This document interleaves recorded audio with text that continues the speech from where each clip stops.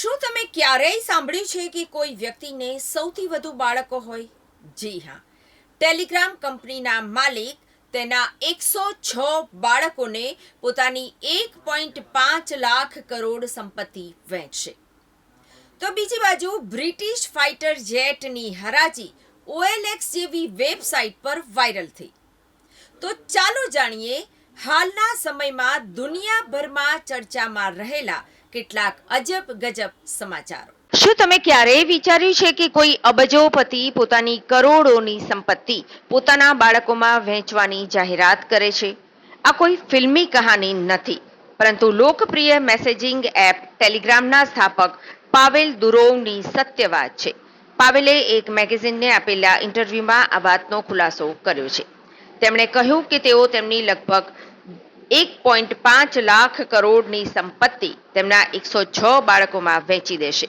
આમાંથી 6 બાળકો તેમના 3 અલગ અલગ પાર્ટનરના છે, જ્યારે છેલ્લા 15 વર્ષમાં 12 દેશોમાં સ્પર્મ ડોનેશન દ્વારા 100થી વધુ બાળકોનો જન્મ થયો છે. પાવેલના વસિયતનામામાં એક મોટો ટ્વિસ્ટ છે.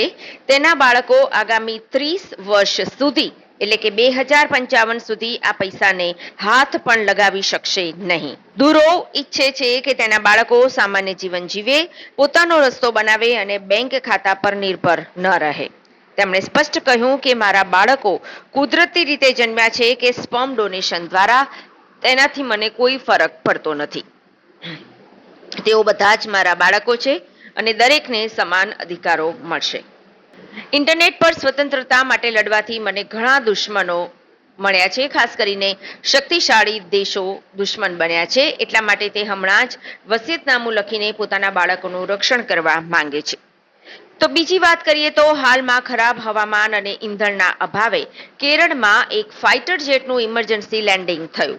જ્યારે વિમાન ટેકનિકલ તપાસ અને રિપેરિંગ માટે પાર્ક કરવામાં આવ્યું હતું, ત્યારે કોઈએ આ ફોટો ક્લિક કર્યો અને પછી એક વ્યક્તિએ મનોરંજન માટે OLX જેવી વેબસાઇટ બનાવી.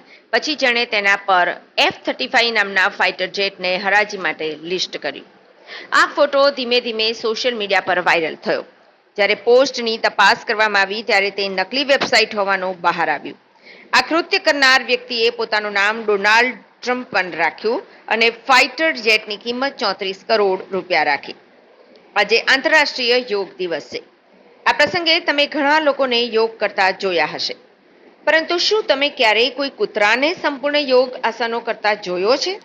જો નહીં, તો જમ્મુ કાશ્મીરના ઉધમપુરમાં NDRFનો એક પ્રશિક્ષિત ડોગ યોગ કરી રહ્યો છે. ઉધમપુરમાં NDRFની 13મી બટાલિયનના સૈનિકો દ્વારા આ ડોગને 2 વર્ષથી યોગની તાલીમ આપવામાં આવી રહી છે. હવે ફક્ત એક આદેશ મળતા જ ડોગ 2 પગ પર ઊભો રહીને કરતબ કરી શકે છે. આ ડોગ ઘણા મુશ્કેલ યોગાસનો પણ સંપૂર્ણ રીતે કરતો દેખાય છે. मेरे साथ 55 बार और एक डॉग है, जो आज हम लोग ने कल जो है 21 जून है योगा डे, तो आज हमने जो है उधमपुर में जो लगभग 55 और एक डॉग के साथ जो है वो योगा किया है.